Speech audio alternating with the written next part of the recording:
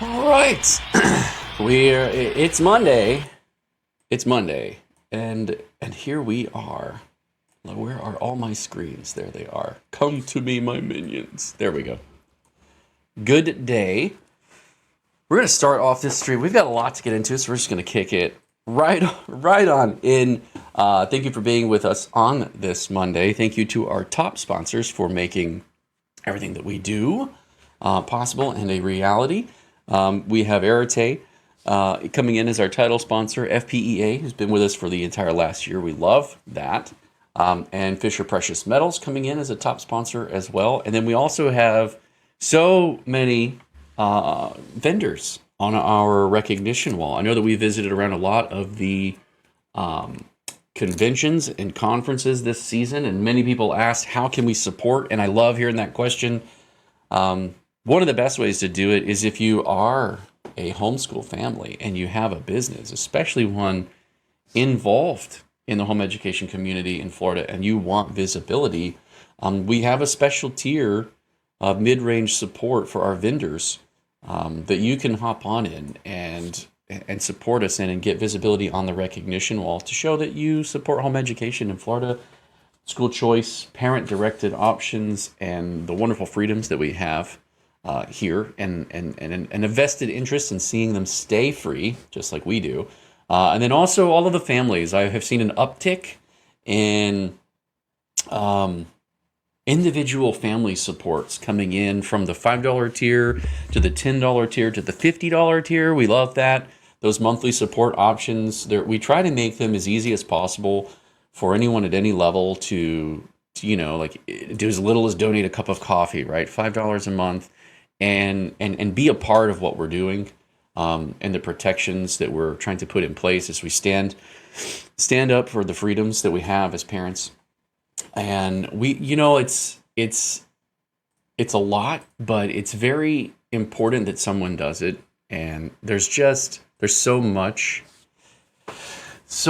to do. I think that dawned on me this last convention, but there's so much to do that people don't see behind the scenes. And as we work on these live streams to kind of bring that to the forefront, so that it can be seen, you get to be a part of it. You get to be a part of it at whatever tier is comfortable for you. And if the $5 tier is not a comfortable place for you to support us at, by all means, don't.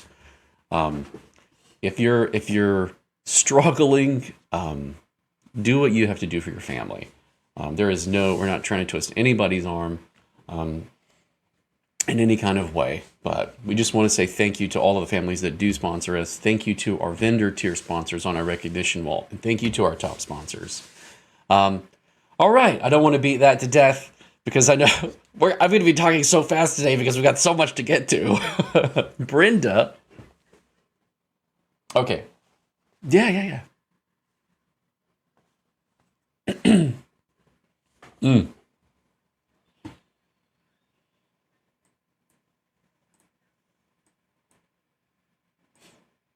Sure. Mm-hmm.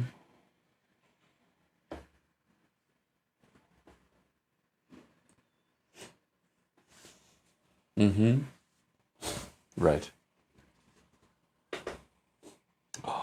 Possible. So we're not only protecting home education, but we're working on protecting the rights of those Brenda, parents. I have to stop you. I forgot to turn your mic on. Oh, no. I don't like to interrupt you, but someone chimed up and said, I can't hear Brenda. Say that again. That was beautiful. But that moment of silence that everyone else just had because I quit talking was probably golden too. I'm so sorry. You wanted to move on, but I wanted to say that parents are looking for ways to be able to help in the broader sense of helping parents find ways to direct the education of their children. And HEF is not here just to protect the rights of home education families, but in so doing, we're protecting the rights of the PEP families, those that do take the scholarships. We're also involved in protecting the rights of the parents that choose the educational option to send to private school. But there's so much out there Mm-hmm. in the media right now that says get your children out of public schools because of the Mm-hmm. indoctrination system that's there. And if that's important to you, $5 or $10 a month is a great way to support the work that we do here to Sure. protect the rights of all parents who choose something other than public schools. So that was what I was saying. I said it better the first time, but Oh, you said it great that time too. You know what's funny is I was wearing the parent directed education shirt and someone stopped me. I don't want to say who it is because I think everybody knows them, but I didn't recognize this person at first. But she stopped me and was like, "Hey, we're fighting the same battle." And she said exactly what you just said, which is we want these kids out of the system. And at first, it kind of took me back. Like, I don't necessarily want to prescribe a specific course of action for parents, but I do want them to have the freedom to choose it, right? So it kind of took me aback where I'm like, I don't know, but I do want them to be free though. If that's exactly what they want to do, yes, yes.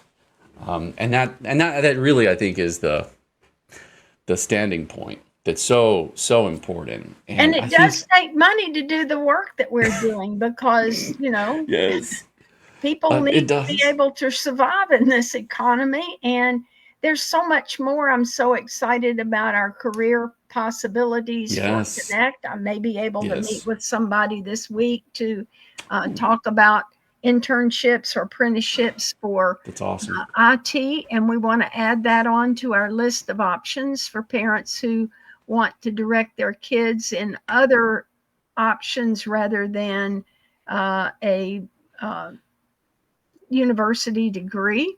Not that we're opposed to that. There are things that you have to do if you want to go into certain professions, but we want to create a way for parents to Thank you, Joy. find out how they can earn money and have a good career that doesn't require going to college. So Certainly. that's one of our options. We're Well, go ahead.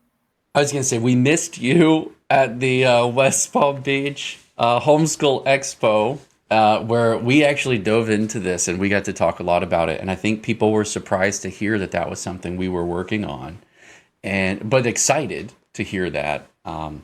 And it was a buzz. It was a buzz. It was a topic of conversation, and it as the more that I kind of explained how HEF, lobbying for home education freedoms, and HEF Connect, the nonprofit arm, focuses on building those connections and opportunities and advocacy for parents when they're running into issues, which isn't specifically lobbying, but it's still protection. They started to kind of get the full picture, and it was really exciting to see the energy at the expo this year. I think last year I was new to the circuit with you, and I was still kind of like my head was reeling, trying to like design things and get the pieces in place and together. And this year it was a little bit different of an experience for me. I got to kind of receive some of the excitement from other parents, and instead of trying to like figure my way around all of this new stuff, and it was great. It really Not was. to mention the fact that it was terrible weather and people showed up. Yes, the weather was not kind. We managed to get in and set up before the rain hit, Yeah, but right before, it and came it just opened right up. after we got in the door. Yeah, yeah.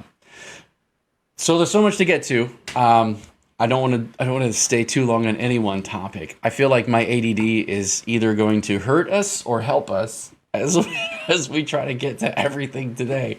But buckle up and try to stay with us. Joanne Stead says that she just shared it with her Facebook group. Keep up the great work, HEF. Thank you, Joanne. Thank you, Lupita, as well. She says thank you for all the amazing work that you do putting all of this together, Jason. Yeah, it was great. I saw at the expo, sorry, I have to dovetail a little. I saw Coach Rick as we were walking in, and I just waved across the parking lot at him. I was like, Coach Rick! And he just threw both arms up and was like, yes! That guy's energy, man. I Isn't it? wish Is it's amazing. amazing. The world needs more Coach Ricks. It really, Amen. really does. Amen. It really does. And that just set the tone for everything else I think that the day brought to us. So thank you for that, Coach Rick. Here's your shout out. I want to go ahead and start with an important piece of information. I will say that I said this a lot. I'll say it again. Step Up for Students did have people who were there at the expo, so yay, thank you for that. I was able to point people toward them when they had questions where I knew that was something they needed to take and run with. But I will share this because it's very important I think it's very important to everybody. There's an important message from Step Up for Students, and I have a graphic up for Brenda and Crystal. They can't see the graphic, but it says, we are aware that someone is impersonating Step Up for Students by asking for donations as well as photos of your debit or credit cards. Please do not click on any links or open any attachments.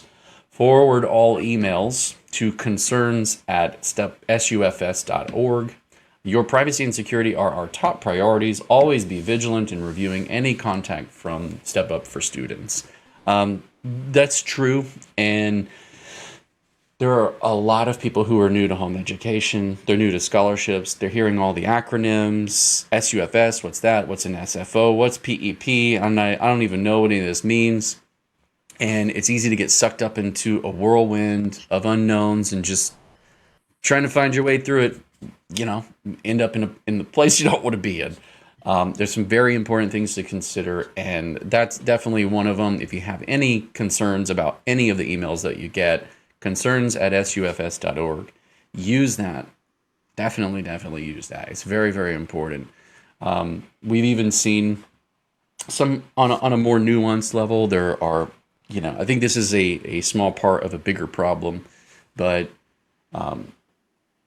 be vigilant. Be vigilant, and if you have questions, ask. We have a forum. If you were to ask, like, well, what about this or that, we would echo what they just said and send you to the same email. But like, definitely be sure that you're. I think the challenge is that in our world, with so many people on social media, and that's just where we are. We're listening to this now live, even on social media, and there's a very real.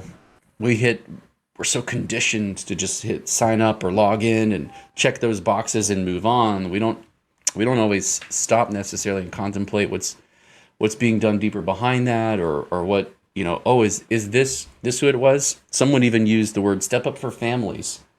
And I was like, it's Step Up for Students. But the unknowns are where the kind of like scams and challenges hide. So be sure that you're paying attention. This stuff is worth going slow on. It's worth kind of slowing down and combing through the details. And speaking of combing through the details, Crystal, why don't we comb through the details of the purchasing guide and the changes? Because it's worth combing through those details as well. It's very important. When parents do sign their students up with PEP, there's an affidavit that you sign, and in statute it mirrors what's in statute, and in the statute 1002.395 for the FTC PEP statutes, there are some parent responsibilities listed there. I think it's paren 7, and the parents' responsibilities are lined out, and then the affidavit kind of mirrors that, and the purchasing guide is it's kind of the Bible for expenses, so to speak. If I had to give it just a way to, visualize what it is and how it functions, that's kind of what it is. So we're going to go through some of the changes from last year to this year, some of the changes in at least even the process of how to sign up for it, and when do I terminate, or do I, kind of threw people for a loop this year. So we're going to go ahead and comb through some of those changes as well. Chris, I'm going to take your lead on it. I'm going to pull up I have it here.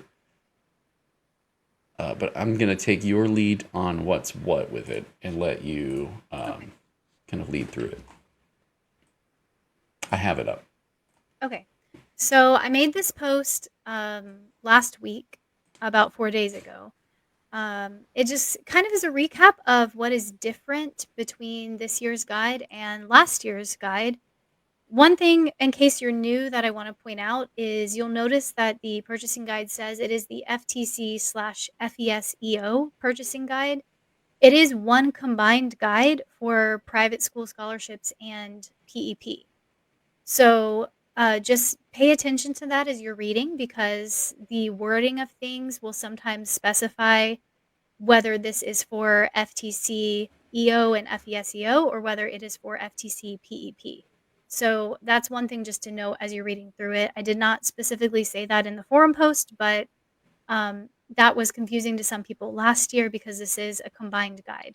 It does not have FESUA in it. They have a separate guide because they have separate approved purchasing categories in statute. So with that said, though, I'll just kind of move through this post, I guess.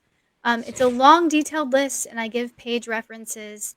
Some of the positive changes, did you want me to go specifically through the list or just kind of hit highlights? Well, I mean, first let's go where did you mention exactly where to find the forum post? So it's if you go to flhef.org/forum and then click on, you'll see the forum sections. There's a section called scholarships. Under that, there's a section called PEP FAQs. And this Right. post should be toward the top if you sort by recent posts. We have a few pinned posts, but it should be right under that, inside the PEP FAQ section. And it's called Step Up's 2024 to 2025 FTC/FESEO Purchasing Guide is now available. So you'll see that post. There's a link to the purchasing guide in the post, and Yes. but you can also get the guide directly from Step Up's website. I pulled it from there and put it here just for easy access. And we found some typos in it, so they're We probably did. gonna So update yeah, it. I'll probably have to They're update probably this when gonna they update update theirs. Yeah. Yeah, so just there are a few places that they had a typo where it said FESUA instead of, the guide that It's it's not a supposed to small be. typo. That's a And big so deal. obviously that's going to be confusing to people, so I've sent those over to them. There were a couple of other things that I felt like were confusing as well, just the way something was worded, so I've sent those over. Anyway, do you want me to actually go item by item or just kind of summarize what's different? Oh man, yeah. I think you're so thorough. I am thorough. That's what makes her so I good love for this position. So you It can, is. how about this? To save time, I'm going to say if you want to know every item that's different, because I literally went page by page Yeah, through it and you did. compared. I had both guides It's in front of very me. thorough. If you want to know, you can read the post, but just for highlight hit the purposes, highlights. there are a lot of clarifications in the new version of the guide that give a more detailed explanation of, for example, the pre-authorization process and how it works, or the potential violations that could result in losing your scholarship. They've expanded the clarifications on that a little bit. They've also clarified some of the categories in terms of what falls within that. Like they specifically now have dance listed under sports, whereas before it wasn't. So they've just made a lot of clarifications. They have also amended the frequency of purchase for many of the categories to allow replacement. Like if there was a frequency cap, like say for musical instruments, for example, and you could only purchase one every however many years, they've added on a lot of those categories a little clause that says that you can ask through pre-authorization for a replacement sooner. So say if something broke or the instrument wore out or your child outgrew it, you can actually apply for pre-authorization to That's get an an interesting exception to catch. that rule. That's an interesting catch. Yeah, Good job. they have also amended the multiples prohibition on many of the categories to allow for multiples on items less than $50 or multiples over $50 with a pre-authorization for some categories. So those are both positive changes because it allows for those circumstances where you have a legitimate exception to the typical rule, right? They've also added the phrase "but not limited to many of their including lists. So previously it was like here, this is the category including, and they would have a sample list of items. All of those lists now say but not limited to make it clear that they're not saying it's only those items. Because like for school supplies, for example, that's one of the lists that they had kind of just listed some things. So they've now added but not limited to many of those type of lists. They have also expanded digital materials to include productivity and behavioral applications. which is kind of cool. Um, Mm-hmm. they have expanded the educational software and subscriptions to allow, with an educational benefit form, even streaming services. So again, you're going to have to submit your benefit form explaining how you're planning to use the online, Mm-hmm. the video streaming service or the musical streaming service for an educational purpose. But they are now allowing you to basically submit that and request it. So that's a positive change as well. Um, and then they've just, again, clarified a lot of things. So they've expanded the explanation for the eligibility criteria for the electives providers, and actually have given a few additional options for how to qualify for the eligibility for that. They now only require the educational benefit form for some types of electives, not for every single electives thing. So you don't necessarily have to justify why you want to buy paints for your kid, but you might have to justify, something else. Um, Mm-hmm. and they have added mobile hotspots to the internet resources list and will not be prorating internet to cover only the student's cost, which is an interesting clarification because most of the time they will. If you have a family purchase, like a family pass to something, they'll prorate it Mm-hmm. to the student's cost. But in this case, they won't. Yeah, Um, that's an odd. I mean, I it think I actually understand it had why, a but little explanation in the guide as to why, but basically it was just kind of like you can't really buy student only internet, so right. we're just going to cover the internet. And if the Um, students' uses eat up right. most of your Yeah. bandwidth, then yeah. And then Um, there are just a lot of smaller changes and clarifications and things that they've added. did you see Joanne's question about the behavioral and/or educational applications part? She was Um, asking you to clarify Parents want on to know if this would cover dyslexia evaluations, which would lead to. mhm. So I'm On gonna page say 6. I'm gonna say probably no, because again, the purpose of PEP is different than the purpose of UA. And so Mm-hmm. PEP does not have categories in statute for covering therapies and diagnostic evaluations and things like that. However, what I can see falling in that category would be things like motivational apps, task like what's the word? There are some apps like Trello. There's even one that I've been using called Finch, Mm-hmm. that are like basically daily motivation checklists. Like they send you little daily reminders of what to do for the day. They help keep you on task. Those types of apps, I think you could probably submit. Um, Might be what yeah, it's might applicable might to. be kind of what they're talking Might be. about. Yeah.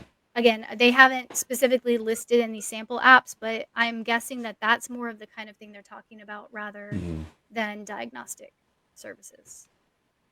Um, Absolutely. and We've then, got a couple of questions that came in as you were kind of going through that. Do you okay. want to kind of go over to the Oh, comments and take? just one big thing I wanted to Go ahead. mention that they added, I've seen parents talking about. They now cover footwear if it's sports specific. So that's Yeah. a big thing that, if your child is in dance or Mhm. you need cleats or whatever. Previously, those were not covered because no clothing and footwear was covered, period. Now, they will cover footwear if it is sport specific. However, they will not cover sneakers, which means like if your child is a runner, I don't, unfortunately, unless you can somehow request a pre-authorization and justify that they are specifically running shoes, because they said specifically in the guide that sneakers are not covered. So they're Mhm. they're kind of drawing the line at things that could be used for everyday wear. They're not covering. But if it's like a sports specific, like these are tap shoes, those types of things that are assigned directly to your child's sport or activity are now specifically listed as covered in the guide. Dare we talk about the elephant, or do we just move on to questions and comments coming from from the stream? You mean the technology elephant? What are you? Yes, yes. Okay, One of the questions is about that. So why don't we just go yeah. to the So why don't we just go to the questions? one of the changes, and I haven't seen Well, it. no, go to the questions. We'll just start Okay, there, and we'll it do may that. come up when we get there. So I think after Lupita, Clive had a question. Okay. Um, He's. I'll does ask this one. does HEF have talking points? That question. Yeah, I was gonna say I'll ask it to Brenda. She'll know. Okay. All right, Brenda. This is the question. Does HEF have talking points for families who would like to discuss improvements to PEP scholarships with respect to allowing reimbursements for digital devices, laptops, iPads, etc. You're going to have to repeat it. I missed something. What is it that they're needing the talking points for? Talking to their legislators? I think that's I what he believe means. so. Yes. Yeah. So if they're wanting to reach out to discuss adding those reimbursements, do we have talking points for them? I don't think we've developed talking points yet. We could, but I think the main thing they need is just to express their personal needs. This is just on a personal level when you call your legislators and explain to them why you believe it's important. I don't know that we need uniform talking points on this particular issue.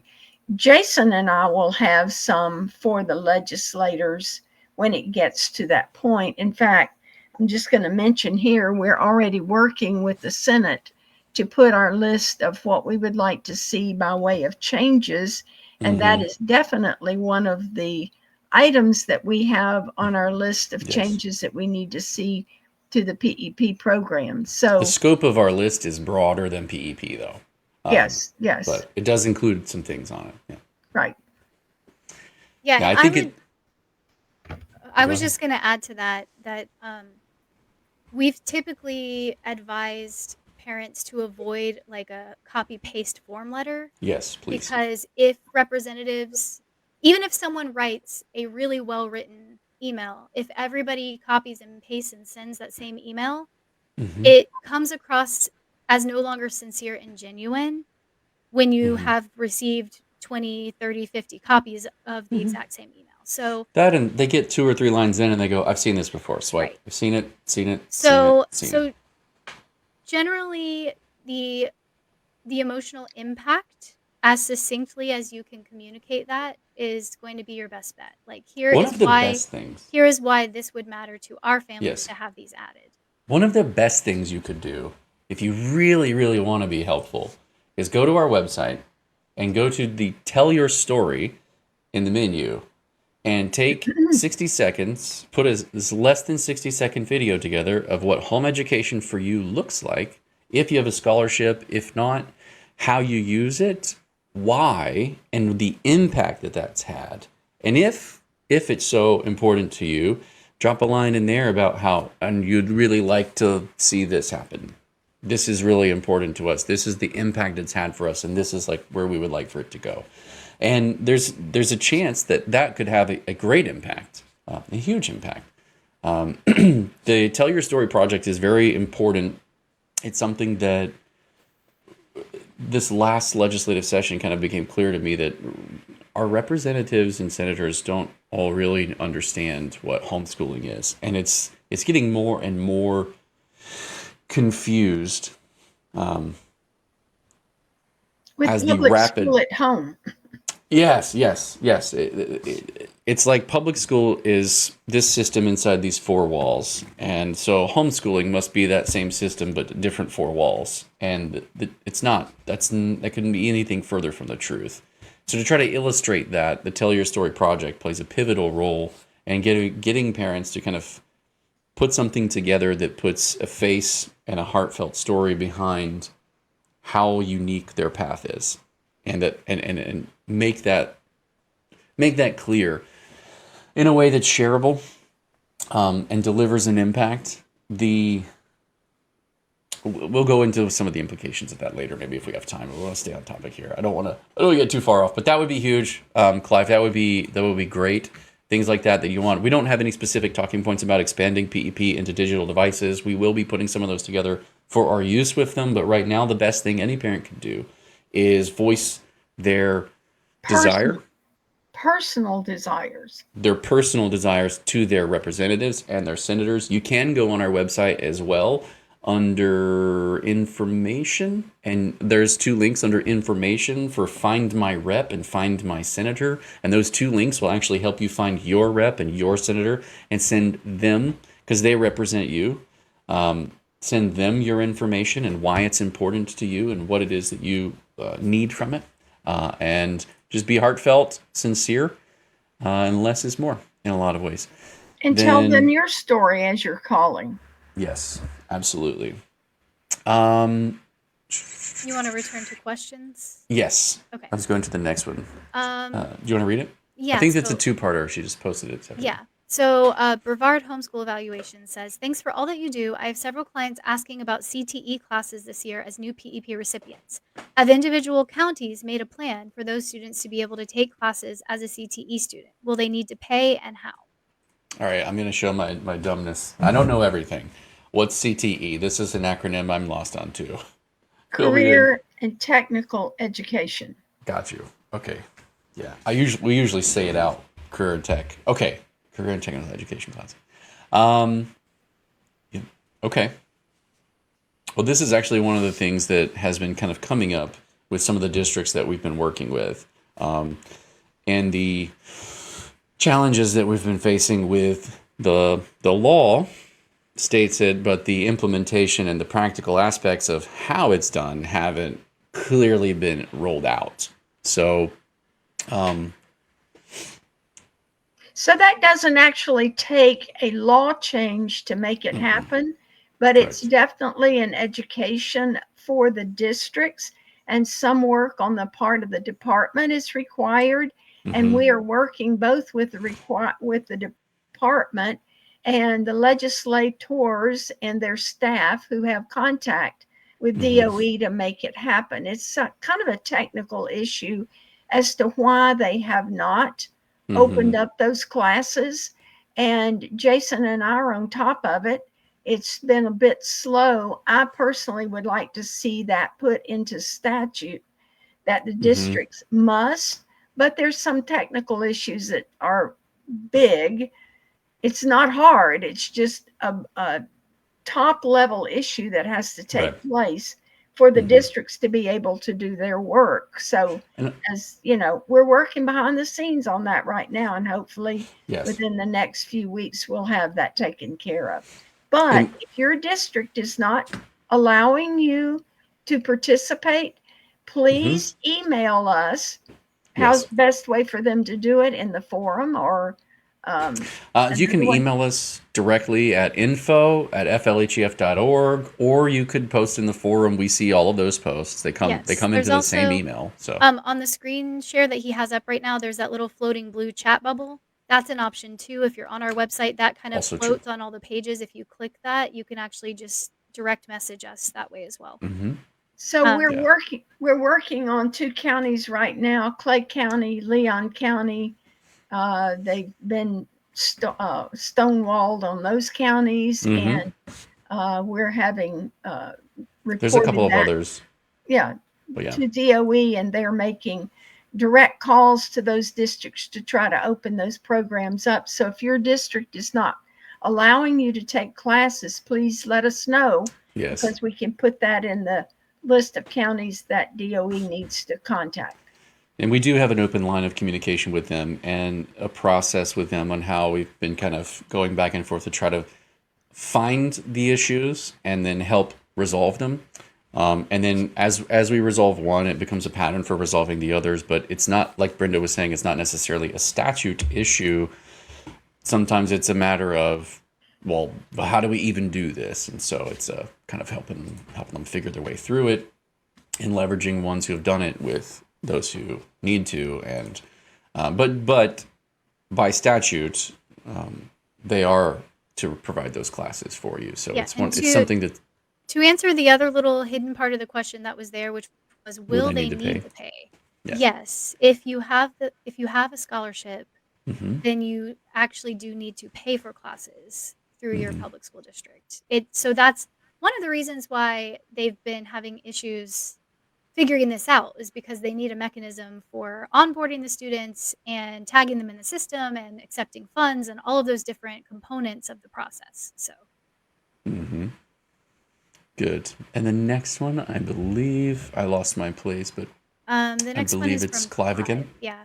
Mhm. Who should hybrid distance learning school providers contact to lobby legislators to change PEP scholarship language so their Florida families can be reimbursed for curriculum tuition expenses? For curriculum what? Say that again. Tuition Tuition expenses. expenses. Yeah. Yeah. There's a lot of words mixed into that don't go together. Let's break that down. Yeah, I know more of what he's asking because we've had an ongoing conversation with him. So, just be careful not to get tripped up in. No, he's specifically asking about distance learning schools that are stationed outside of Florida. Right. But do distance learning, not necessarily online, but maybe like pen and paper mail back and forth curriculum. I think we answered this last week, but go ahead. Yes, and so he's asking this week who can those school providers contact to lobby to get things changed to where they can be a reimbursable expense. So that's one, I guess, that we haven't specifically like who to contact. I guess we can answer that more clearly. If you're a parent in Florida and you're wanting that added, you would want to contact your local representative. That's correct. So that is the links that Jason just showed for finding your senator and finding your representative. You don't want to contact representatives that are not in your district because they're likely to just ignore your emails if it doesn't actually come from a constituent. The exception to that would be if we ask you to do an all call at some point to contact a specific like committee chair or something like that during legislative season. But otherwise, you always want to contact your specific representatives. If they are a provider and they're wanting to be added, they can contact the provider department of Step Up and just express interest in, hey, we'd like to be added. There might even be like a notification list they can get signed up on where if something changes, they can receive a notification. So coming at it from the provider angle is a little different than coming at it from a Florida parent angle who, you are a constituent and are asking for certain things that would be helpful to your child. So that's my answer for that. That's good. That's good. Brenda, do you want to add? There may be some nuances in terms of if they want to establish a Florida office and become a provider in Florida. I'm not sure the mentality of the legislators on not approving out-of-state curriculum, but or program providers, but schools. It may be that they want to keep the money in the state of Florida. Right. That's just one guess about why. Sure. But the vendors are always open to in Florida to create a private school through which they can provide curriculum or can be a approved vendor with the Department of Education. And so that's another avenue to pursue. But the vendor provider has to do that work. Yeah, and just to clarify, because I don't want anyone to be confused, if you're just purchasing curriculum from a company, they do not have to be a Florida-based company. Correct. That's why I was going to say. This situation that we're discussing is specifically a private school out of the state of Florida where they are wanting to basically use the private schools, pay tuition to the private school for their student. Yes. From Florida, but the school is a distance learning school in another state. Yeah, so that's what I was hoping you would clarify. Yeah, I don't want to confuse anybody about curriculum. There really are no limitations on. You can order correct any company. Yes. And there are a lot of hoops to develop a private school in the state of Florida. Yes. And we're not really looking at changing those because we don't want fly-by-night private schools to pop up. Parents pay money to them and then they provide nothing. So we want some. You've said so much. You've said so much in that statement. I have to take a deep breath. You're right. You're so right. It's happening. Yes. So, yeah. I mean, there's a lot of fraud and people, there is. If they would use their good creative juices for doing the right thing, it would be so helpful to everybody, so beneficial.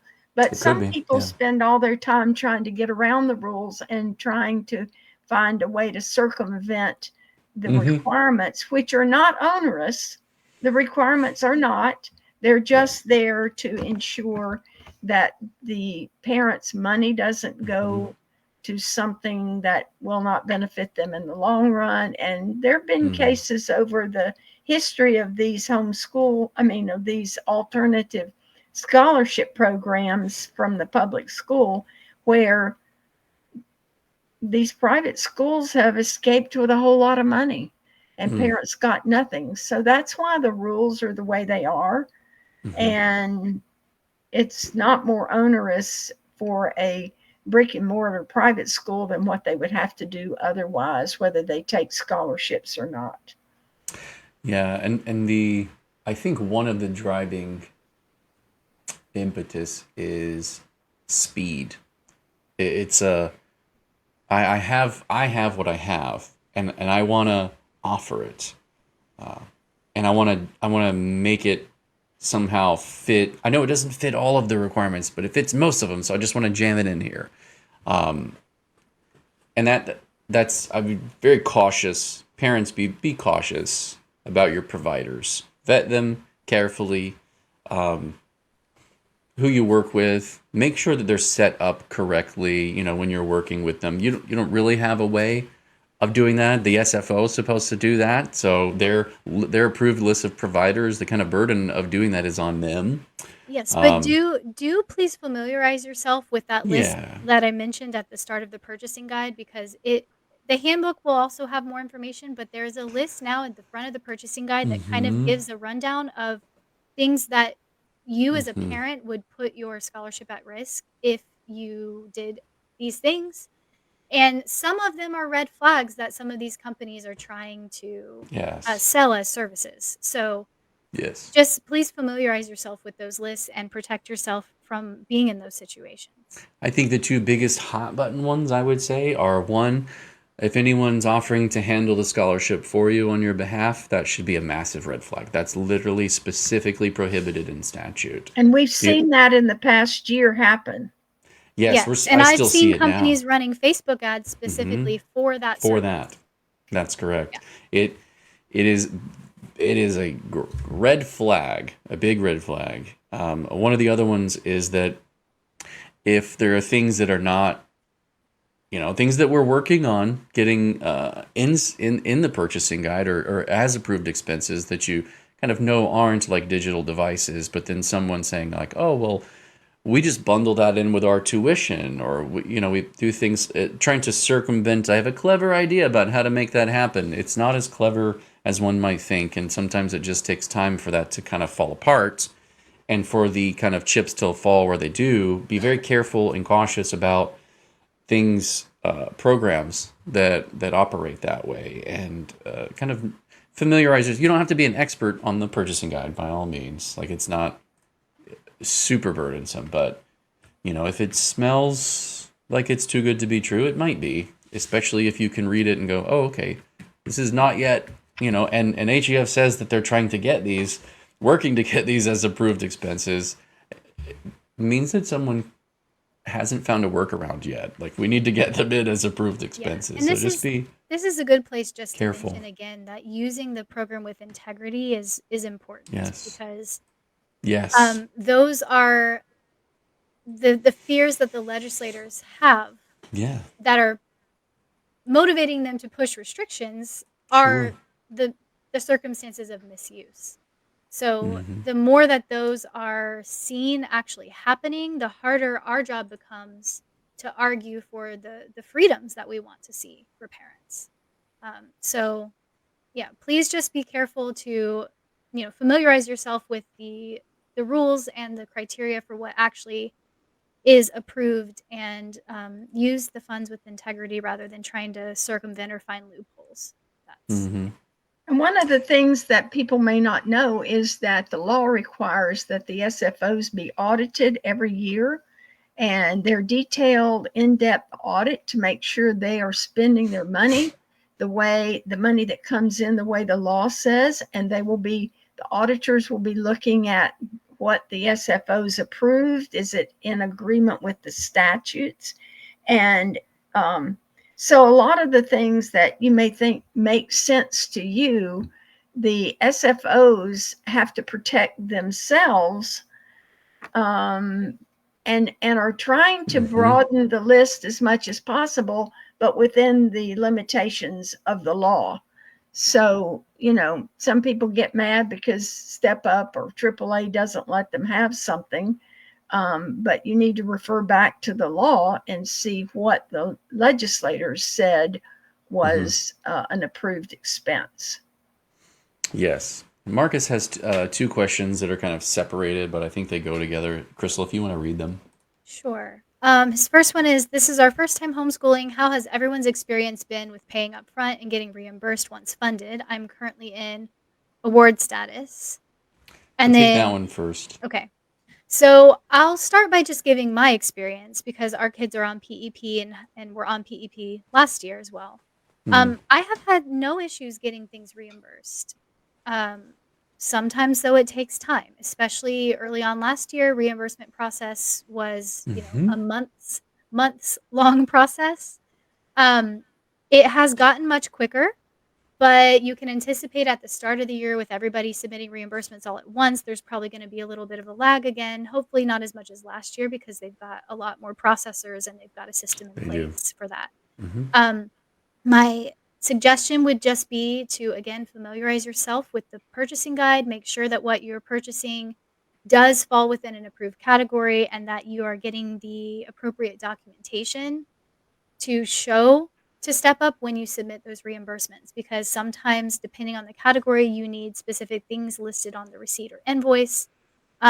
So just you will make your reimbursement process much smoother if you pay close attention to those details. Hmm.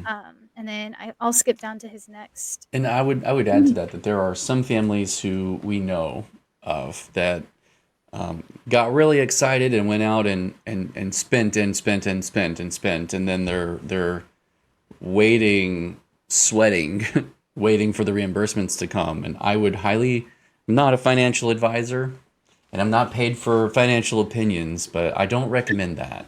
It's not. It's I think it's very important for families as they go into this scholarship to maintain a posture for themselves to be able to walk away from it if and when it does become onerous and restrictive and kind of being that deep in on the take. It doesn't keep you positioned to be agile in those moments, and I think that agility is critical. So that would be the only thing I would add. Yeah. Um, so I'll move to his next question, I Hmm. guess, which is, I saw families getting Disney passes covered. How and why? Would the new H2O water park be covered, PE/field trip? So I'll take kind of both parts of that question separately. So Hmm. yes, theme park passes are covered. It is, I think, the only category in the purchasing guide that still actually has a spending cap limit on it because all the other ones were removed last year, the caps. So up to a certain amount, you can be reimbursed for things like Disney passes or other Florida theme park passes. It has to be a Florida Hmm. theme park. The why to that is because there are legitimate educational uses for theme park trips. Hmm. But you do have to submit an educational benefit form for that category of purchase, I believe. So, Right.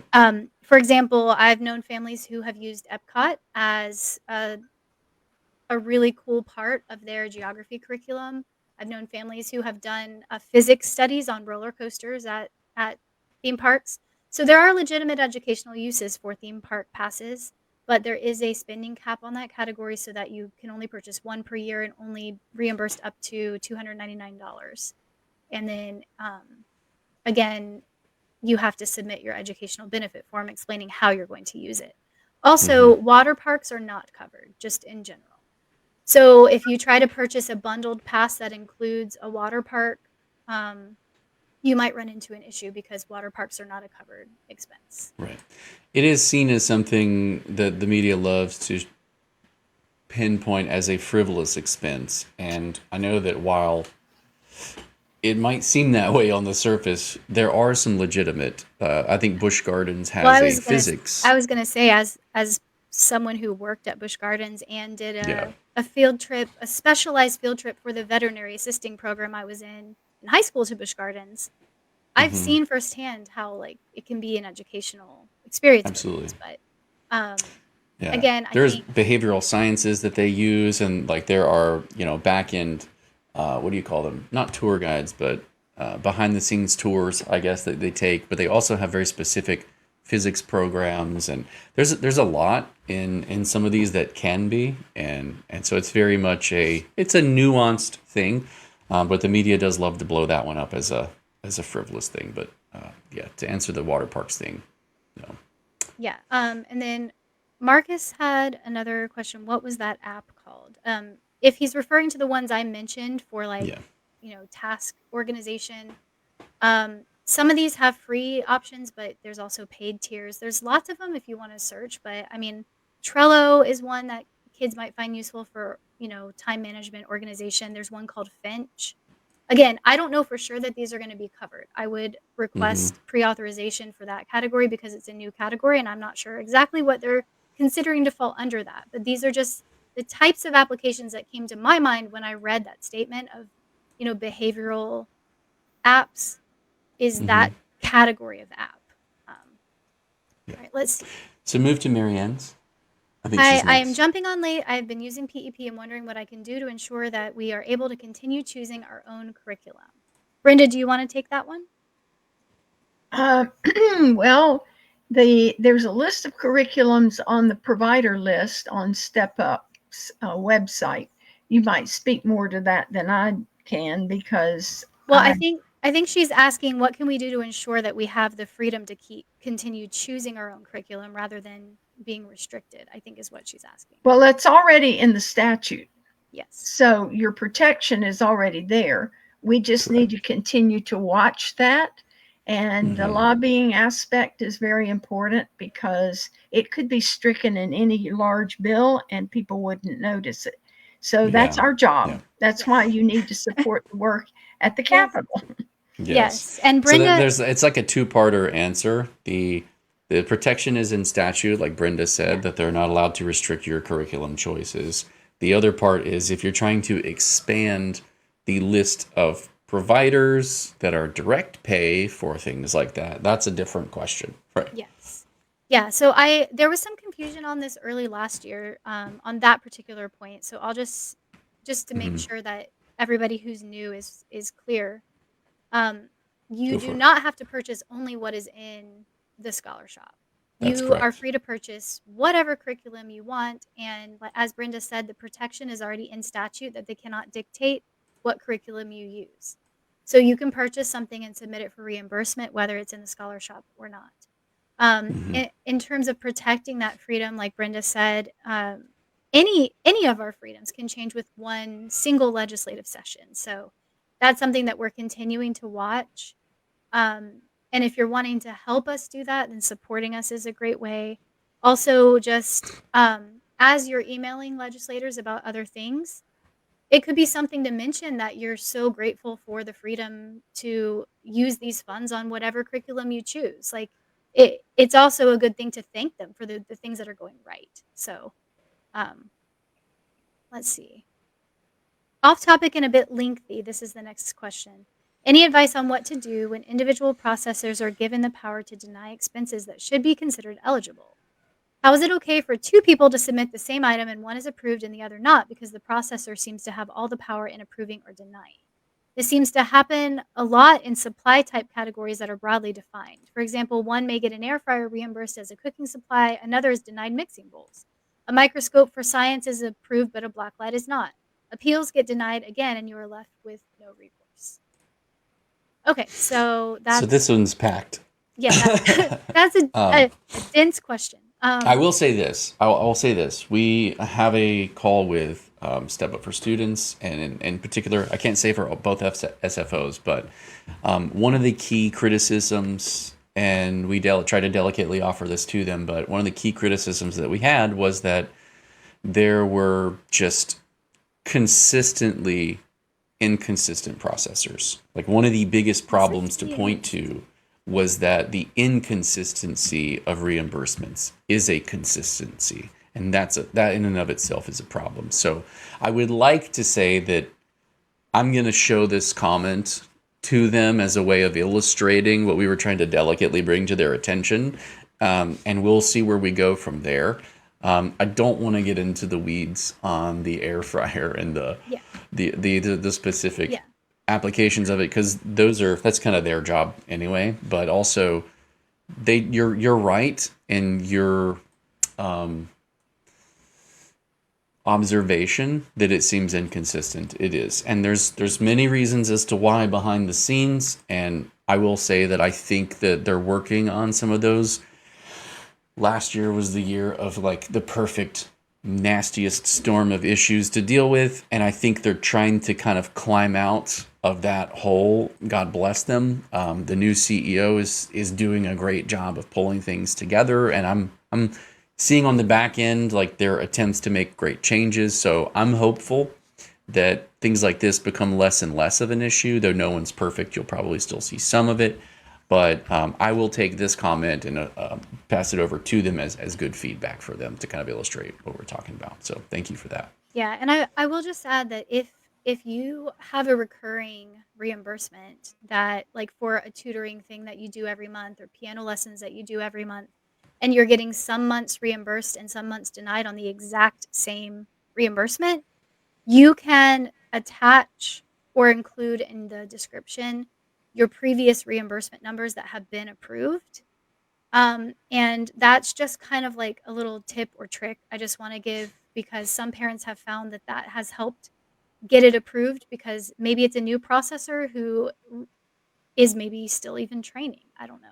But having those other numbers to refer to see that it's been approved previously under a particular category has helped some parents get those pushed through correctly. So just a little note on that. Dina makes a great comment as a follow-up to something we were talking about earlier. Be safe of new providers who use the wrong vocabulary and terms. So look out for words like grant or use your voucher, etc., instead of scholarship.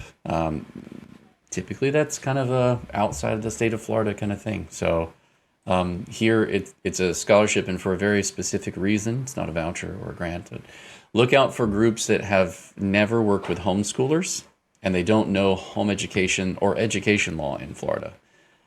Some people were truant last year because a new group didn't know the families should be told to register with the county under the UA for UA, and that's she's not wrong.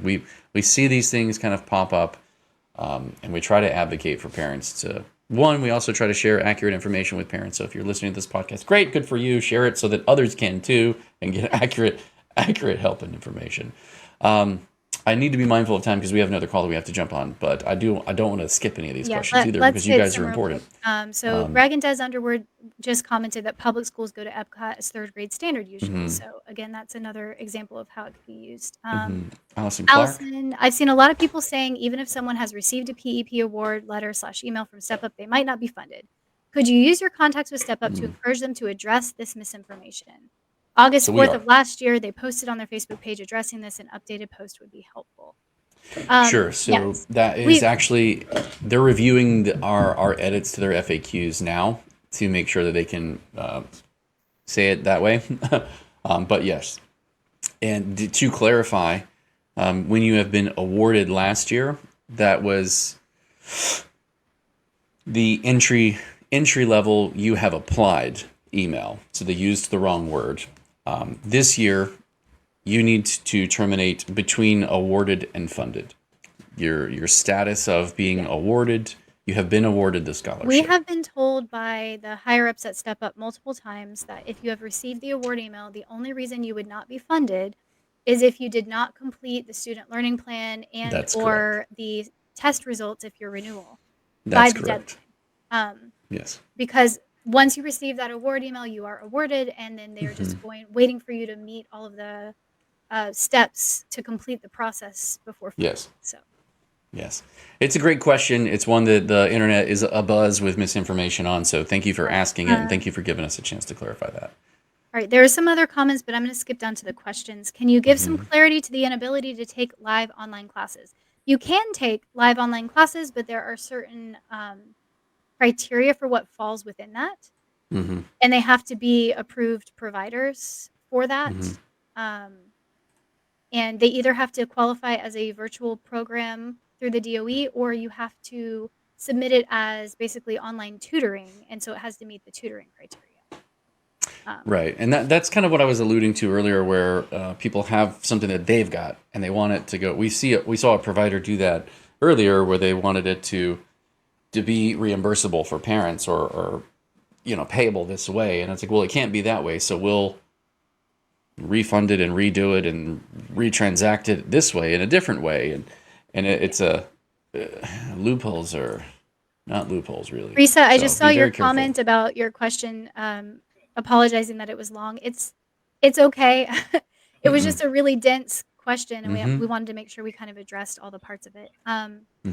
Marcus had another question specifically about FLVS. Our other call has started, Jason. Yeah, I think we okay. need to jump We off. have to be on Yeah, that. so Sorry. if you're on here and we didn't get to your question, Forum. we can try to come back and answer in the comments later on this video. Yes. Or you can email us if it's a specific situation that you want us to have attention to, like if there's something we need to follow up on. So Yes. We'll do what we normally do. We want to say a special thank you to our top sponsors. Thank you for all of you for being with us today as well. If you get a chance, you found the information helpful, make sure to share the podcast and let people know that we do it. It will be posted up on YouTube and Rumble later so that others can find it however they wish. Thank you guys for your wonderful attention and great questions, and we hope that you found it valuable, and we'll continue to do what we do, and we'll see you guys next week. Thank you, thank you, thank you.